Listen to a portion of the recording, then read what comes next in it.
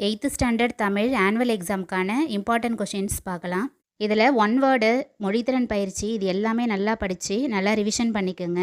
இதில் கடிதம், கட்டுரை, நெடுவினா, சிறுவினா இதெல்லாம் எது ரொம்ப ரொம்ப இம்பார்ட்டன்ட் அப்படிங்கிறத பார்க்கலாம்.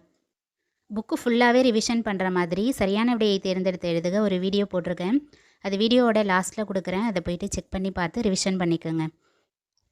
ஃபஸ்ட்டு கடிதம் பாருங்கள். விளையாட்டு போட்டியில் வெற்றி பெற்ற உன் நண்பனுக்கு பாராட்டு கடிதம், புத்தகம் வாங்கி அனுப்புமாறு உறவினருக்கு கடிதம், அப்புறம் இருப்பிட சான்று வேண்டி வட்டாட்சியருக்கு கடிதம். இது மூணுத்தையும் நல்லா படிச்சுக்கிட்டிங்கனாலே போதும். இதுலேருந்து ஒன்று வந்துடும். நெக்ஸ்ட்டு கட்டுரையில் உழைப்பே உயர்வு, நான் விரும்பும் கவிஞர், நோயற்ற வாழ்வே குறைவற்ற செல்வம், நூலகம் இது எல்லாமே படிச்சுக்கோங்க. இது 4த்துலேருந்து ஒன்று கண்டிப்பாக வந்துடும்.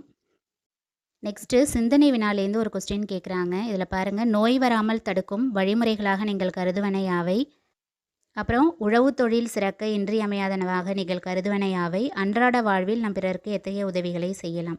சிந்தனை வினா இது 3 மட்டும் படிச்சுக்கோங்க. இதுலேருந்து எப்படியுமே ஒரு சிந்தனை வினா உங்களுக்கு வந்துடும்.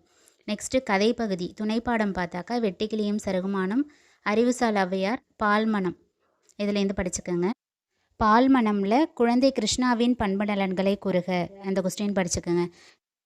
நெக்ஸ்ட்டு சிறுவினா பாருங்கள். இதில் கொஞ்சம் நிறையா கொஸ்டின்ஸ் கொடுத்துருக்கேன். இது எல்லாத்தையுமே படிச்சுக்கோங்க. எல்லாமே ரொம்ப முக்கியமான கொஸ்டின்ஸ் தான். இதில் இலக்கண கொஸ்டின் ஆன்சரும் 1, 2 வரும். அதை பார்த்துங்க.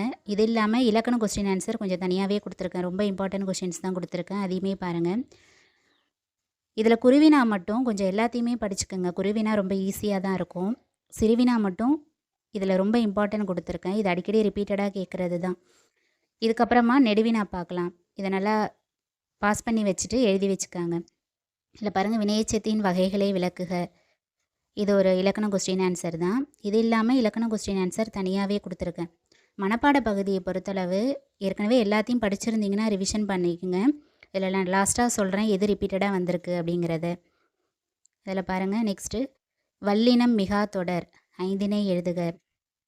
இது ஒரு இலக்கண கொஸ்டின் ஆன்சர் தான். தமிழ் வழி கல்வி பற்றி திருவிக்கா குருவனை யாவை இதுவும் ரொம்ப இம்பார்ட்டன்ட் தான். நெக்ஸ்ட்டு நெடுவினா இதை பாஸ் பண்ணி வச்சுட்டு நல்லா எழுதி வச்சுக்காங்க.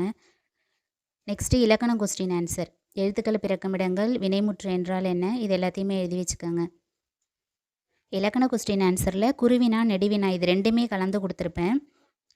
அப்புறம் மனப்பாட பகுதியில் இம்பார்ட்டன்ட்னு பார்க்கும்போது கற்றோர்க்கு கல்வி நலனே இது கல்வி அழகே அழகு அதிலேருந்து அடிக்கடி கேட்குறாங்க. அது இல்லாமல் நெக்ஸ்ட்டு தமிழ் மொழி வாழ்த்து அதை கொஞ்சம் நல்லா படிச்சுக்கோங்க.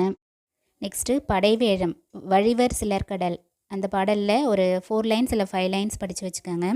அது இல்லாமல் திருக்குறளில் முடிகிறத நல்லா பார்த்து வச்சுக்கணும். இனிது, தொடர்பு இந்த மாதிரி எந்தெந்த வார்த்தையில் முடியுதோ விடல், சொல், அறிந்து இதெல்லாம் என்னென்ன திருக்குறள்னு சொல்லி நல்லா பார்த்து வச்சுக்கோங்க. ஒரு திருக்குறள் ஒரு மனப்பாட பாடல் கேட்பாங்க. எல்லாத்தையுமே நல்லா ரிவிஷன் பண்ணிக்கோங்க. படிக்காதவங்க இதெல்லாம் படிச்சுக்கோங்க நல்லா. மொழியை ஆள்வோம் அதாவது மொழித்திறன் பயிற்சி நல்லா படிச்சுக்கோங்க. அப்புறம் கோடிட்ட இடம் இதெல்லாம் 1 வேர்ட்ஸ்லேயே பாதி மார்க் வாங்கிடலாம். அது இல்லாமல் கடிதம், கட்டுரை, குருவினா எழுதினாலே பாஸ் மார்க் வாங்கிடலாம். நல்லா ப்ரிப்பேர் பண்ணுங்கள். 1 வேர்ட்ஸையும் நல்லா பார்த்துக்குங்க.